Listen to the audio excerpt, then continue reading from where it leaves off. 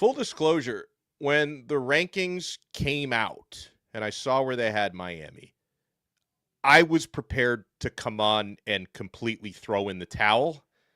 But then the commissioner of the College Football Playoff Committee said something that should give every Miami fan just a little bit of hope.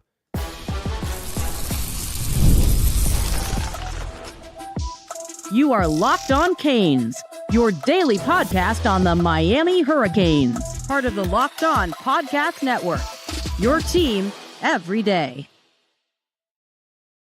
I am Alex Donno, University of Miami alumnus, co-host of Locked On ACC and host of Postgame on the Hurricanes Radio Network. And thank you so much to the everydayers for making Locked On Canes your first listen, or in this case, your second listen.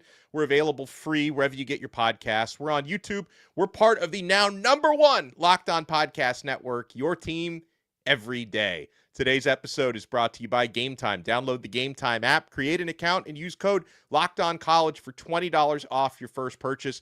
On this loaded episode, we'll talk a little National Signing Day preview. We'll talk college football playoff insights because the rankings just came out. Now, Miami is still ranked 12th. Let's bring on our very good friend, Brian Smith, who's the host of The Portal here on Locked On. He's the host of Locked On Seminoles. So, Brian, first, I want to get to something that I almost missed because I was kind of not sure if I was going to even listen to Hunter Yurachek, the commissioner of the CFP committee, but I'm glad I did because Reese Davis asked the commissioner if teams that are idle this weekend, right, teams that aren't playing in conference championship games, if it's still possible for them to move or flip spots despite not playing.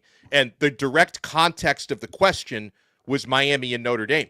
And Yurachek said that, hey, I want to clarify something that was said, last year by last year's committee that I guess they don't agree with, or it was wrong last year, because last year they gave us the impression that idle teams cannot move or change spots.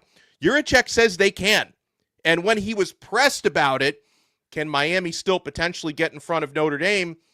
He didn't say no. He kind of, he danced around that question a little bit. So you have to wonder, Brian, if Notre Dame's ranked 10th now and Miami's ranked 12th, if Miami moves up to number 11 last week, they might be forced to actually weigh that head-to-head, which they haven't done to this point.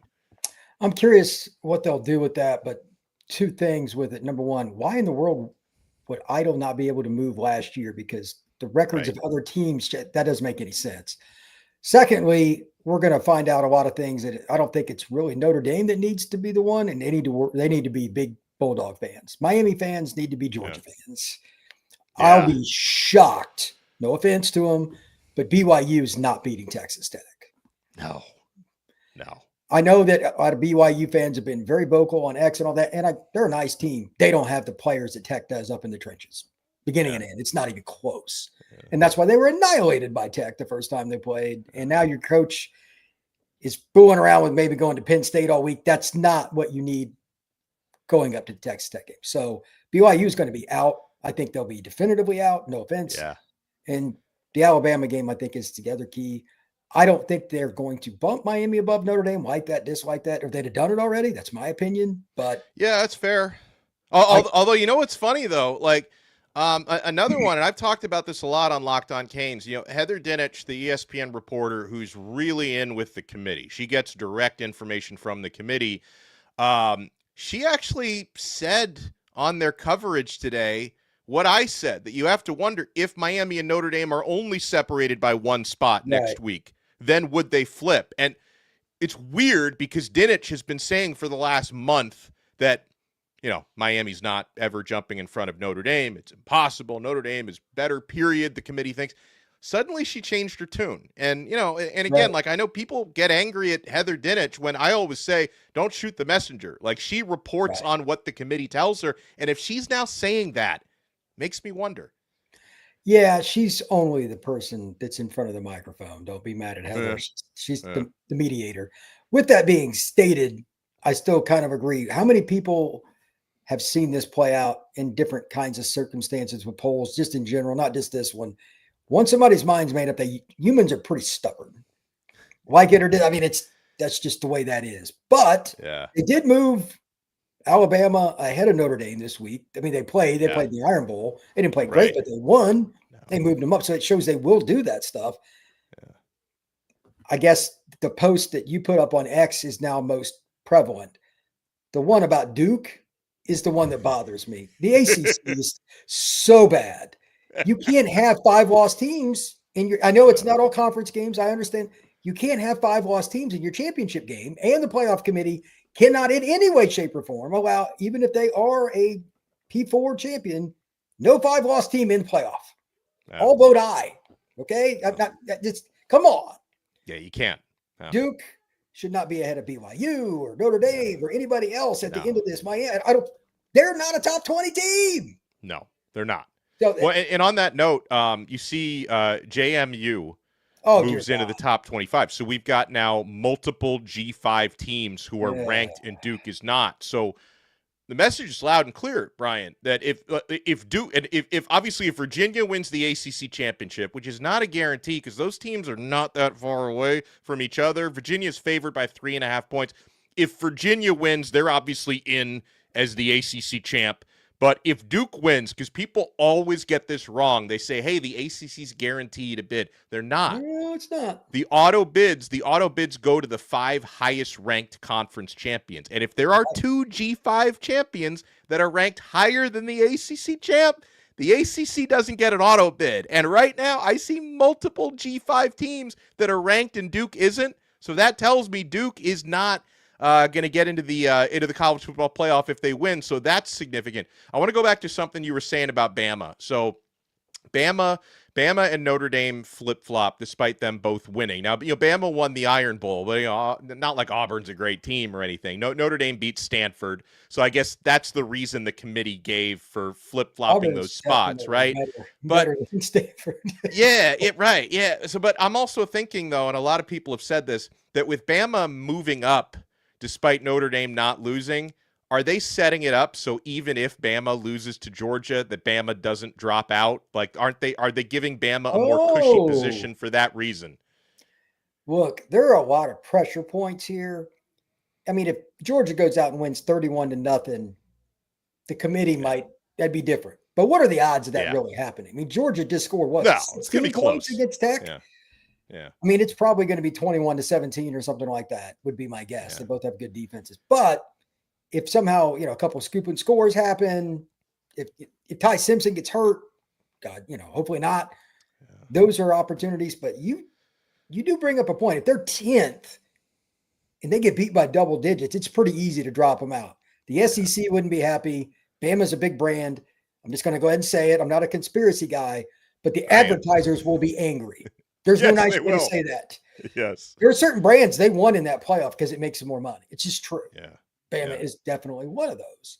So that'd be 2 years in a row they were on the cusp and didn't get in, blah, blah, blah. So that is an interesting take. I didn't think about that. But if they get beat by like 7, they could, we'll move Notre Dame up 1, we'll move Bama down. They could just flip-flop them back and keep them in. Man, that's I understand the logic there.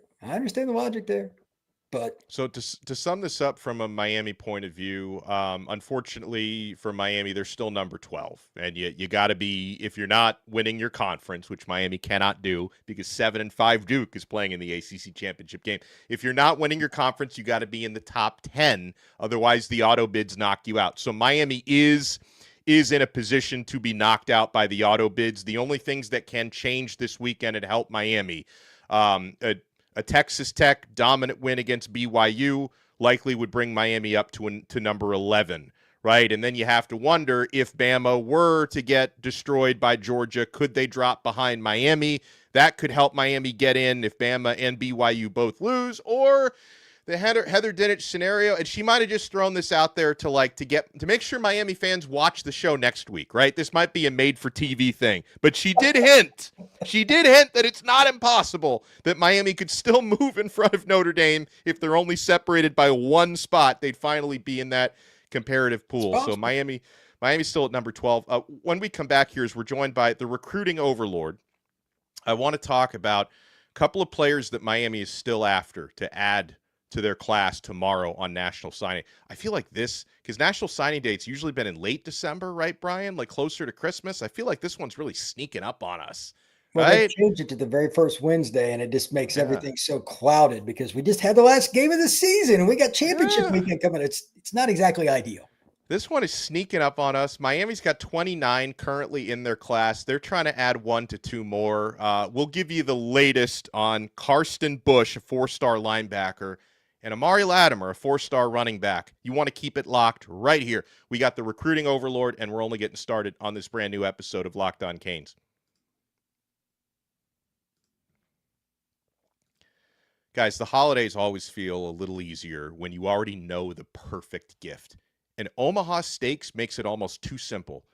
Whether you're treating yourself this season, I've done that before, or you're sending something memorable to family and friends, Omaha Steaks delivers handcrafted perfection right to their door.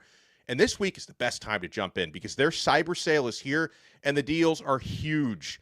Folks, the quality is exactly what you hope for. Incredibly tender steaks, rich flavor, and meals that make hosting or weeknight cooking easier.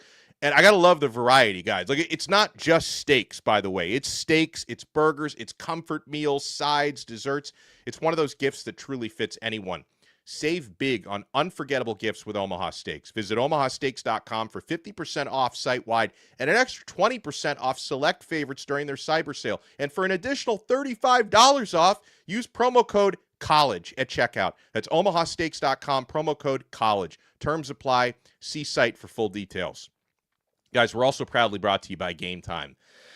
Folks, the World Cup is coming back to North America. You know, I'm a huge soccer fan. The last time the World Cup was in the USA, I watched it on TV as a kid in 1994. I didn't go to any of the games. I'm going to go to games this year. 48 teams in for the first time ever. It's going to be massive. But let's be honest, actually getting tickets is usually the hardest part.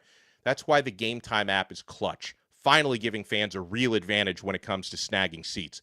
With Gametime, you can track price drops in real time, get alerts when great seats open, and buy tickets the moment they hit the app. It puts the power back in your hands and makes going to the World Cup realistic instead of impossible. Folks, the seat view feature is a game changer. You literally see what the pitch looks like from your exact seats before you buy. And prices include the fees up front, which we all love because there are no last-second surprises at checkout. So take the guesswork out of buying World Cup tickets in every match, concert, or event with Gametime. Download the Gametime app, create your account, and use code LOCKEDONCollege for $20 off your first purchase. Terms apply. Again, create your account, make an account, download the app, create your account, and use code LOCKEDONCollege for $20 off. Swipe, tap, ticket, go with Gametime. All right, we got the recruiting overlord, Brian Smith, with us. So, Brian, I'd love your take on St. Xavier linebacker, 4-star, Karsten Busch. He's from Louisville, Kentucky. He was committed to Louisville, which, you know, geographically makes a lot of sense, but he backed off his Louisville pledge. I noticed, I feel like Mario Cristobal might be looking for a little payback from that lawsuit because Miami seems to be trying to take players away from Wisconsin because right after Busch decommitted from Louisville, Luke Fickell and Wisconsin made a big push, but then Miami got Busch actually down to visit Miami. They had him visit the day after the Pittsburgh game, which was a road game. Coaching staff got back to Miami. They hosted Karsten Busch. That visit really seemed to move the needle with him, and now the crystal balls are flying in for Miami. What can you tell our listeners about this 4-star 2026 linebacker? Several good things about him. The frame, college ready. He's give or take 230 pounds, 6'2", 6'3". He's a young man that plays at St. X. I'm from the Midwest. That's a program that's always been good in Louisville. Very well coached. Can play inside linebacker. Can be a pass rusher. They use him in a lot of ways. And shockingly, despite his size, he's actually really good in coverage. Usually guys his size suck in coverage, to be really blunt. Linebackers are usually terrible in coverage. It's just true. He's not. I can see why he's a 4-star recruit. And being at the program he's at, he's well coached. That's one of the top 5 programs in the state of Kentucky pretty much every year. And I think he's going to be a guy that makes, like if he went to Wisconsin, he'd have a chance to start pretty early. Miami, maybe not, but he'll play. And he's a guy that fits that inside linebacker role, and he can be a 3-down backer. That'd be a really good pickup for the Canes. Oh, that's great. Now, Miami's going after another 4-star player. This one's actually committed to Wisconsin, so they're trying to flip him. I've been seeing a lot of mixed signals on this one. I know Wisconsin's really trying to hold on to 4-star running back Amari Latimer.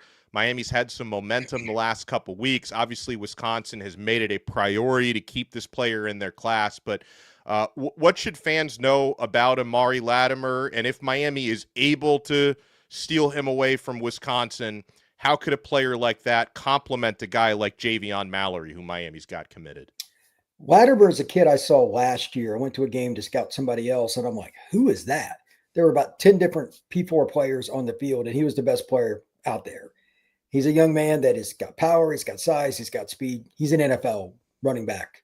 Yeah. How in the world Wisconsin got him out of Atlanta, I have no idea. Yeah. He's got offense. Well, his older brother plays there, so I think that might have something to do with it. Okay. I was going to say, because I'm like, yeah. I don't grasp it. But whatever. I mean, do you really love your brother that much that if you have other options, you're still going to go to Wisconsin? Like, you know, I mean, phone call, FaceTime. Yeah, I'll see you at the family reunions, buddy. But he's a kid that can play anywhere. I told Ryan Herrings of Locked On Badgers he would be your most talented running back day one. And they got a couple good backs, but Latimer, I mean, if he goes to Miami, the only downside is like you're gonna have to wait your turn. They're loaded there, but he's a guy that can compete with anybody. I don't think he'd have any problem competing with any of the South Florida kids, LA kids, Dallas, anywhere in the country. That's a top 200 recruit by any measurement, probably top 100. So if Miami gets that kid, their running back room, you could argue going into next season would be the deepest in the country. Yeah, I know. So Miami is not only trying to land a couple of extra players, but you also have to play a little defense on National Signing Day. Yes, you do. I don't know how much steam is actually here for this one, but I did see an update on Kane Sport that Lane Kiffin has been calling Jalen Seatbelt Waters for the past 24, since Lane landed at LSU again. Like I don't know if like my DEFCON is on DEFCON 1, which is the most severe, or DEFCON 5, which is elite. I don't know where my panic meter would be on this one. This is a player, obviously Miami's been on him for months, but he has flipped from multiple spots in the past. He's been committed to Miami for a long time. And now Lane Kiffin's in Baton Rouge calling Jalen Waters. Like, I don't know, how worried should I be, Brian? The concern wouldn't be for me, Lane Kiffin. It would be Corey Raymond. He's the former LSU coach, went to Florida. Now he's back at LSU. He knows all the Central Florida area high schools and players. That guy's an elite recruiter, and he's a very popular guy. He's a nice guy. Players pick coaches more than they pick schools. Yeah, so that's true. That's true. I don't know what his relationship is with Miami. It seems to be pretty good, but never discount Corey with the DB recruit. All right, we'll keep that in mind. Looking at Miami's top players in this cycle who are expected to sign tomorrow. Jackson Cantwell, who is awesome. Most of the sites have him number one in the entire class. 5-star offensive tackle. I think he's going to be a day one starter. Really good receivers class, Brian. Guys like Samori and Wingo and Milan Paris at the top of that group. Keyshawn Stansel on the D-line. J.J. Dunnigan at safety. Ashari Charles, edge rusher. Camden Portis, a cornerback. Gavin Mueller, who Miami flipped recently at tight end. I mean, who are some of the guys that you would be most excited about if you were a Miami fan that are hitting this class? I've said it before on your show. I'll say it again. For me, Jordan Campbell is the key. Yeah. He's the kind of leader they need. Yeah. Great kid. I think he's at Miami Northwestern. I know he's publicly, but he's just a great guy. And again, like 220 plus pounds. He's a guy that has all the athleticism in the world, but he's smart. He's very cerebral. He does all the right things. Having him in the middle of your defense would be great. And then Vance Spafford, the wide receiver / slot. I don't know how they're going to do that with a certain guy that wears number 10 at Miami, but Spafford, in my opinion, is the best pure slot in this class. So that's going to be interesting. But he's 4.35 electronic. I mean, he's shot out of a cannon. So that's a guy that I think will play early. Then they just have so many linemen. They were smart about how they did their class. I don't know if maybe it's Joel Irvin, maybe it's somebody else. They signed so many linemen. They're going to hit on a few guys. They're going to miss on some too. But at the end of the day, when you take this many linemen, you're going to be better off long-term. And those are the teams that are most likely to advance in the playoff. Like long-term, this is how you build a long-term program. I think Miami was very smart about it. Well, I just want to let you all know, if you're just tuning in now to our live feed here, we spent about the first 10 minutes reacting to the college football playoff ranking. So make sure you hit that replay. And let me pull this up here for you guys, because we had it breaking earlier tonight. Miami comes in, they stand pat at number 12 It's not a huge surprise because everybody in front of them won over the weekend, right? BYU won. They were down early against UCF at home, but they finished the job. Notre Dame won against Stanford. Alabama beat Auburn in the Iron Bowl. Oklahoma beat LSU. That one got a little dicey for Oklahoma, but they ended up coming back to win. So with all these teams in front of them winning, Miami doesn't move up. But we got a glimmer of hope when the commissioner answered questions at the end of the broadcast saying that it actually is possible for idle teams to move up or down in the rankings, like teams that don't play in the conference championships. And he did not rule out, again, like Brian said, I don't know if they've had Miami ranked behind Notre Dame the entire time, why that would suddenly change, but the commissioner did not rule that out. I think the factor would be if it gets to the point where they're separated by just one spot. If BYU loses and Miami moves up to number 11, then it would be a little goofy to have a team ranked one spot behind a team that they beat earlier this year. So I think it is not impossible that change could happen. But again, like this, the committee seems to change their minds more often than I change my socks. So I don't know how that's going to play out. But I want to let people know, if you want to, make sure you follow Brian Smith, whether you're listening to him on Locked On Seminoles. I'm sure your game recap of the Florida game was a lot of fun. But they can also catch out your work, check your work on the Portal podcast. And I would imagine, Brian, the next couple days with signing day are going to be really busy for you there. Well, I do have quite a bit going on. There's no doubt. Team podcast, going to do an overview, going to do a live show tomorrow at noon. And Word only knows like who's going to flip again. Like Jared Curtis, do we know for sure he's signing with Vanderbilt? Yeah. That is he just flipped from Georgia to Vanderbilt today. I never thought I would hear that phrase uttered out loud. Georgia to Vanderbilt. I mean, it's a 5-star quarterback. It's not like it's the local kicker here. You know what I mean? It's buck wild. So anything is possible in college football recruiting. So make sure you check out the Portal podcast. Make sure you like and subscribe on Locked On Canes. Make sure you smash that like button, subscribe. Thank you guys so much for making the Locked On Podcast Network number one. It's really an honor. I mean, Brian Smith, me, Kenton Gibbs, all of our friends on this network work incredibly hard. And so the fact that we now are part of the number one sports podcast in America, it's really big for all of us. So thank you so much. Make sure to smash that like button and subscribe. And we'll talk to you next time on another episode of Locked On Canes. We are part of the awesome Locked On Podcast Network, your team every day.